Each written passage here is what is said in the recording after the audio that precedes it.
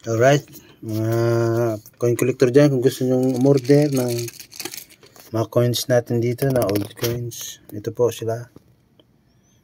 1964 na 50 centavos. Ito po. Meron din po tayong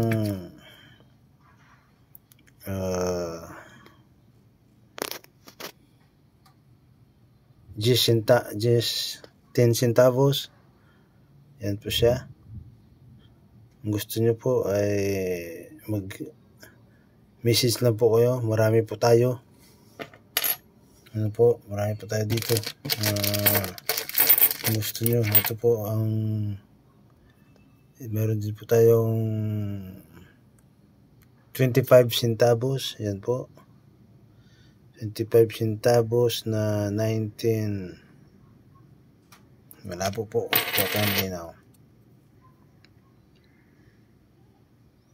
1962 ba ito? 1962 o 52? Sinsya na po. Parang malabo yung camera natin. 1962 mga